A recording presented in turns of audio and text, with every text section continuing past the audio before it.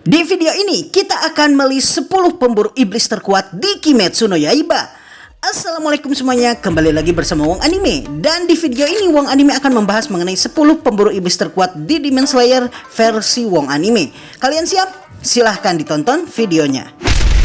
Pemburu iblis seperti yang kita tahu adalah para anggota korps tidak diakui oleh pemerintah yang bertujuan untuk membasmi para iblis yang dihasilkan oleh Muzan. Mereka telah ada sejak ratusan tahun yang lalu dan telah melahirkan para pemburu iblis kuat yang mampu menghabisi para iblis, terlepas kalau mereka hanya manusia biasa yang memiliki metabolisme normal. Nah, berikut ini Wong Anime telah menyusun 10 pemburu iblis terkuat sepanjang masa. Tentunya daftar ini adalah opini ya, jadi kalian pasti akan mendapati kalau kalian memiliki pendapat yang berbeda dan ini adalah sesuatu yang wajar. Di posisi 10 alias posisi terakhir ada Tengen Uzui. Tengen Uzui, sang pilar suara, adalah pilar yang pertama kali berhasil mengalahkan iblis bulan atas nomor 6 yaitu Gyutaro dan Daki yang sebelumnya dalam ratusan tahun tidak pernah bisa dikalahkan. Dialah yang membuka pintu pertama kekalahan para iblis terkuat dengan menghabisi kedua iblis tersebut. Meskipun begitu, Tengen membutuhkan bantuan Zenitsu, Tanjiro, dan Inosuke untuk mengalahkan kedua iblis ini, dan inilah sebabnya dia berada di urutan paling lemah di daftar ini. 9. Rengoku Kyojuro. Rengoku Kyojuro adalah pilar api dan salah satu pilar yang membantu Inosuke, Zenitsu, dan juga Tanjiro mengalahkan iblis bulan bawah nomor 1 Enmu yang berhasil menggunakan kereta untuk memangsa manusia. Dalam pertarungan dengan Enmu, dia berhasil menjaga korban jiwa dari para warga sipil yang menaiki kereta, padahal jumlah mereka puluhan dan dirinya mesti menjaga sekitar 3 gerbong lebih sekaligus, sedangkan Zenitsu dan Nezuko hanya menjaga 1 gerbong saja dan kesusahan untuk menjaga orang-orang supaya tidak terbunuh. Setelahnya dia menjadi pilar pertama yang mesti melawan iblis bulan atas, bahkan sebelum Tengen Uzui melawan iblis bulan atas 6. Dia mesti melawan Akaza, iblis bulan atas nomor 3 yang jauh lebih kuat dari Daki dan Gyutaro. Karenanya dia menjadi pilar pertama yang terbunuh di hadapan Zenitsu, Inosuke, dan juga Tanjiro. Rengoku sebenarnya bisa mengimbangi Akaza dalam pertarungan, namun dikarenakan stamina dan kemampuan regenerasi iblis yang memang jauh di atas manusia, maka dia tidak bisa mengimbangi daya tahan Akaza dan pada akhirnya terbunuh dikarenakan kemampuan bawaan para iblis ini. 8. Agatsuma Zenitsu. Oke, kalian pasti lumayan terkejut karena di daftar ini Zenitsu ternyata masuk. Wong Anime memiliki banyak alasan. Namun kalau kalian membaca manga Demon Slayer hingga tamat, kalian tentunya tahu kalau pada akhir dari Demon Slayer, Zenitsu setidaknya setara dengan para pilar. Pertama, dia berhasil menciptakan nafas ketujuh, nafas petir, yang kita tahu hanya memiliki 6 jenis nafas saja. Nama nafas terakhir ini adalah jurus Dewa Api Petir. Meskipun dia hanya menguasai nafas petir pertama saja, tidak hanya itu, dia juga berhasil mengalahkan salah satu dari iblis bulan atas sendirian. Meskipun iblis bulan atas yang Zenitsu kalahkan adalah iblis bulan atas paling lemah. Namun seperti yang kita tahu, bahkan untuk mengalahkan iblis bulan atas paling lemah seperti Daki dan Gyutaro, dibutuhkan setidaknya 4 orang pemburu iblis kelas atas sekaligus. Dan ini membuktikan bahwa Zenitsu pantas berada di list ini. Di posisi 7 ada Tokito Muichiro. Tokito Muichiro, sang pilar kabut, adalah salah satu pilar yang ikut dalam pertempuran di desa Penempa Pedang dan merupakan salah satu pilar terkuat. Dia adalah orang pertama yang berhasil memperoleh tanda pemburu iblis di antara para pilar dan mengalahkan iblis bulan atas nomor 5 Gyoko sendirian tanpa bantuan siapapun. Meskipun ingatannya terganggu dan memiliki ingatan jangka pendek yang tidak baik, dia berhasil menjadi salah satu pemburu iblis terkuat. Sayangnya dalam pertarungan melawan nenek moyangnya sendiri yaitu iblis bulan atas nomor 1 Kokushibo, dia berhasil dihabisi dan dibiarkan menggantung di pilar bangunan. Sanemi menyayangkan kematian Muichiro dikarenakan dia meninggal saat dirinya masih muda. 6. Obanai Iguro.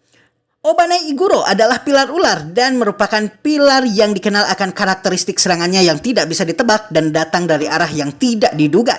Dia adalah salah satu di antara para pilar yang berhasil menemukan cara untuk membuat pedang Nichirinnya berubah berwarna merah, dan ini membuat pedangnya mampu menghambat kemampuan regenerasi iblis secara signifikan. Ketika dia terluka parah saat melawan Muzan, dia pada akhirnya juga mampu melihat dunia transparan secara sekilas, dan ini membantunya untuk menaklukkan Muzan di akhir hidupnya. Salah satu peristiwa yang patut disesalkan dari Obanai Iguro ini adalah dia baru melakukan aksi pertamanya setelah Muzan menyerang kediaman Ubuyashiki, dan bom yang dikeluarkan oleh Ubuyashiki untuk menghambat regenerasi Muzan menjadi bel dari pertarungan akhir antara para iblis dengan korps pemburu iblis ini. 5. Tomioka Gyu. Tomioka Gyu adalah pilar air dan salah satu di antara para pilar yang berhasil membangkitkan tanda pemburu iblis. Salah satu pencapaiannya yang paling besar adalah dia berhasil menemukan nafas air jurus ke-11 ketenangan, yang merupakan nafas air yang berfokus pada pertahanan penuh. Bersama dengan Tanjiro, dia juga berhasil mengalahkan Akaza, iblis bulan atas ketiga, yang kita tahu berhasil membunuh Rengoku sebelumnya. Selain itu, dia juga berhasil memperoleh kemampuan untuk membuat pedang Nichirinnya menjadi merah melalui kontak dengan pedang milik Shinazugawa Sanemi.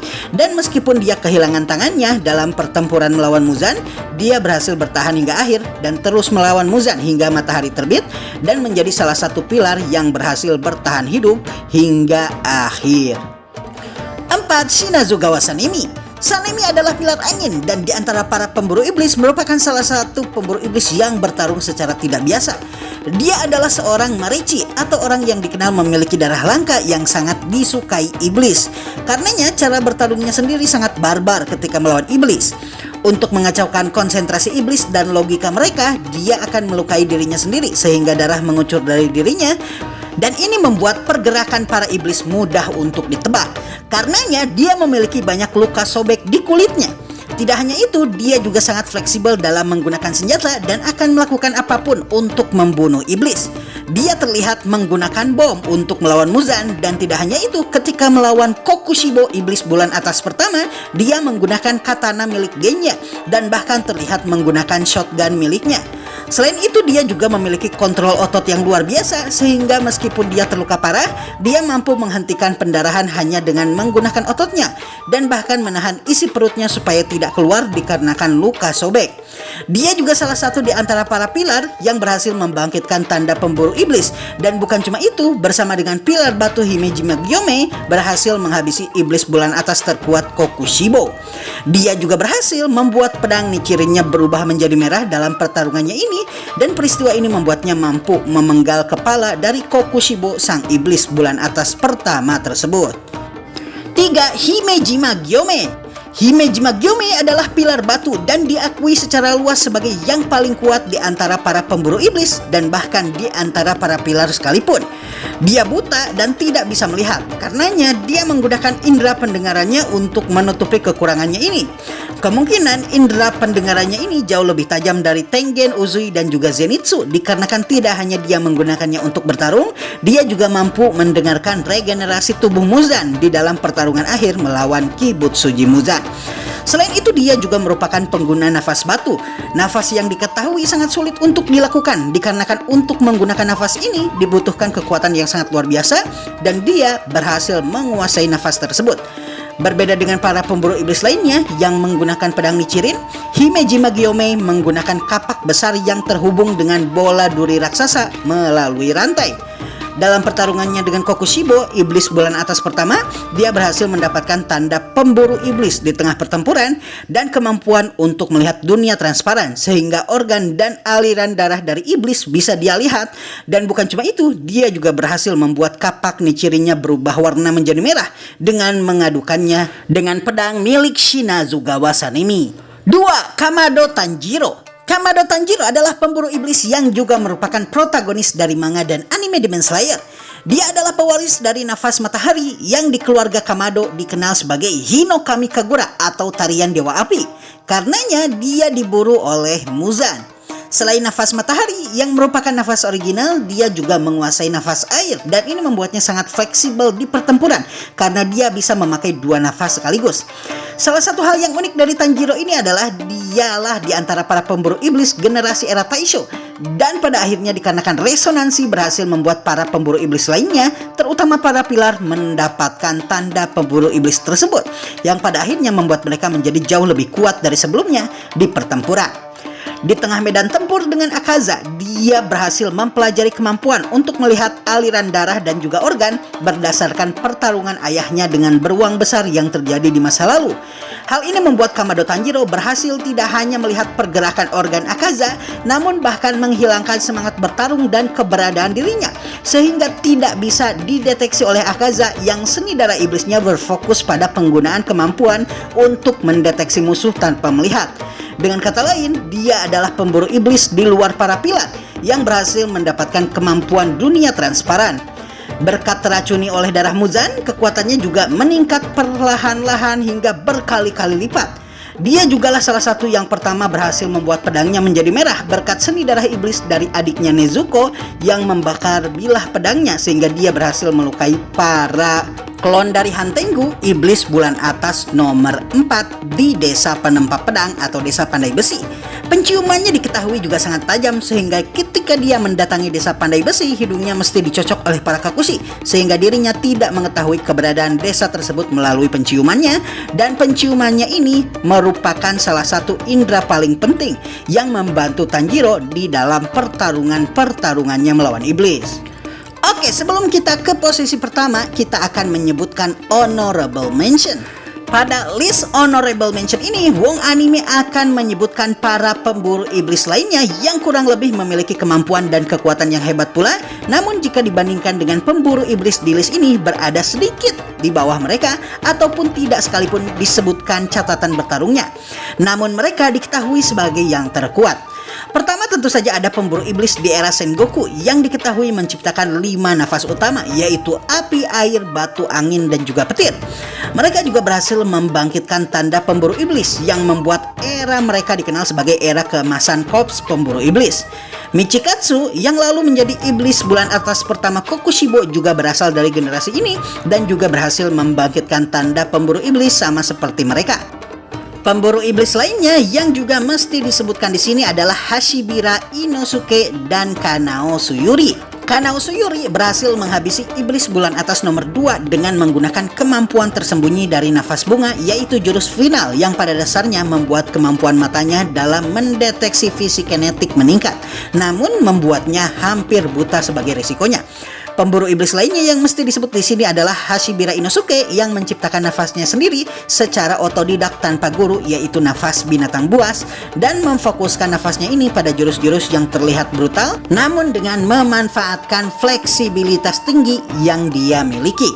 Bersama Kanao Suyuri, dia berhasil menghabisi iblis bulan atas nomor 2 Doma, meskipun mereka juga terbantu oleh racun yang sebelumnya diberikan oleh Shinobu kepada iblis tersebut. Dan di posisi pertama ada Sukikuni Yoriichi. Yoriichi tidak diragukan lagi adalah pemburu iblis terkuat di korps pemburu iblis sepanjang sejarah. Dia adalah pencipta dari nafas matahari yang kemudian dia ajarkan kepada korps pemburu iblis dan pada akhirnya melahirkan 6 nafas lainnya, yaitu api, air, bumi, angin, petir, dan juga bulan. Terciptanya ke-6 nafas ini terjadi dikarenakan tidak ada satupun di antara para pemburu iblis yang berhasil mengimbangi bakat dan kekuatan Yoriichi sehingga mereka tidak bisa menguasai nafas matahari. Kekuatannya terlihat jelas dari kemampuan fisiknya yang luar biasa. Dia telah memperoleh tanda pemburu iblis sejak lahir, dan bukan cuma itu, dia juga telah memperoleh kemampuan dunia transparan yang membuatnya bisa melihat kinerja otot, rangka, pembuluh darah, dan juga organ sejak kecil. Akibatnya, dia berhasil mengalahkan pendekar pedang terbaik ayahnya sebelum dirinya berusia 10 tahun. Ketika dia melarikan diri dari kediaman Sukikuni, dia berlari seharian tanpa henti, dan ini menunjukkan kekuatannya yang luar biasa dan staminanya yang luar biasa. Dan ketika istri dan anaknya dihabisi oleh iblis, dia memunguti anggota tubuhnya selama 10 hari tanpa makan dan minum sekalipun. Salah satu pencapaiannya yang membuatnya tidak diragukan lagi, yang terkuat di antara para pemburu iblis adalah dia adalah satu-satunya pemburu iblis yang berhasil membunuh Muzan sendirian. Menggunakan 12 jurus dari nafas matahari, dia berhasil menghancurkan organ Muzan satu persatu dan bahkan memenggal lehernya. Luka dari Yoriichi ini terukir secara permanen di tubuh Muzan hingga akhir hayatnya. Ketika Muzan melarikan diri, dia berhasil memecah daging tubuhnya menjadi 1.800 bagian, yang mana Yoriichi hanya berhasil menghancurkan 1.500 bagian dan sisanya 300 bagian yang hanya sebesar kepala saja berhasil membuat Muzan melarikan diri. Setelahnya, Muzan tidak pernah lagi menunjukkan dirinya di depan Yoruichi dan terus bersembunyi hingga kematian Yoruichi. Di antara para pemburu iblis yang memiliki tanda, dia berhasil terus hidup hingga berusia sekitar 80 tahunan, dan bahkan dalam usia tuanya ini dia hampir memenggal kepala adiknya Michikatsu yang telah menjadi iblis terkuat Muzan, Kokushibo. Dan Kokushibo sendiri mengakui meskipun dirinya telah menjadi iblis, dia tidak pernah bisa menandingi kemampuan kakaknya selama hidupnya.